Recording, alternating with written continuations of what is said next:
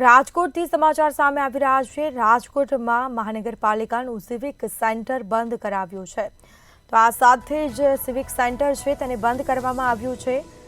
ઈ ઓળખ પોર્ટલ બંધ હોવાના કારણે કામગીરી બંધ કરવામાં આવી છે।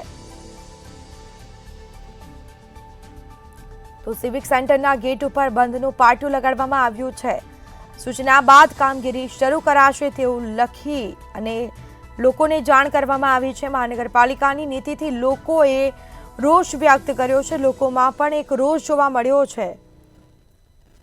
જન્મ મરણ નોંધણી વિભાગની કામગીરી બંધ થતાં લોકોને મુશ્કેલી વેઠવાનો વારો આવ્યો। ઈ ઓળખ પોર્ટલ બંધ હોવાના કારણે આ કામગીરી બંધ કરવામાં આવી છે તેવું જણાવ્યું છે। સિવિક સેન્ટરના ગેટ ઉપર બંધનું પાટિયું લગાવવામાં આવ્યું છે। તો સૂચના બાદ કામગીરી શરૂ કરાશે તેવું લખી અને જાણ કરવામાં આવી છે।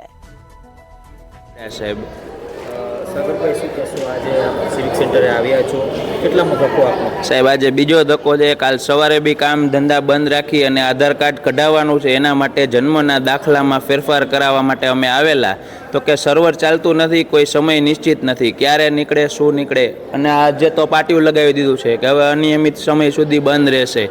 તો આ રીતે પબ્લિકને ક્યાં સુધી ધક્કા ખાવાના છે? એ લોકો એવું બહાનું આપી રહ્યા છે કે ઈ ઓળખ છે તે બંધ છે હા। ગાંધીનગરથી, અને તેના કારણે આ સેવા છે। તો તમને લાગે છે આવી આટલું ડિજિટલ યુગ એ જ સાહેબ વાત છે કે જ્યારે એ લોકોના કામ હોય છે, કોઈ પણ ચૂંટણીલક્ષી કામ હોય છે કે અન્ય મેમાં પહોંચાડવાના કામ છે, તો ત્યારે ઘર સુધી મેમાં પહોંચી જાય છે એડ્રેસ ગોતીને, અને અત્યારે પબ્લિકને અહીંયા ધક્કા ખાઈએ છીએ અમે, તો કોઈ જવાબ દેવા માટે હાજર નથી સાહેબ। તો શું કરવાનું? પબ્લિકે આ જ રીતે હેરાન થવાનું છે ને સરકારનું કોઈ પ્લાનિંગ નથી કે કઈ રીતે નામ રાખવું, આગળ સરનેમ રાખવાની છે, મિડલ નેમ શું રાખવાનું છે, એ તરત બસ આધાર કાર્ડવાળાએ ફેરફાર કરી દીધો કે આ રીતના ચેન્જ કરવાનું છે। તો આ લોકોને પાસે તમે મળો, જન્મ નોંધણી માટે તમે જાઓ, ત્યાં તમે ફેરફાર કરાવો, તો શું આ રીતે દરેક વખતે પબ્લિકને ધક્કા જ ખાવાના છે? કોઈ પણ વસ્તુ એવી નથી સરકારની કે જેની અંદર તરત કામ થઈ જાય, એકબીજા ઉપર નાખે છે। આધાર કાર્ડવાળા આ લોકોનું નામ દે છે, અહીંયા આવીએ તો કે ભાઈ તમે બીજા પુરાવા રજૂ કરો, આ રજૂ કરો,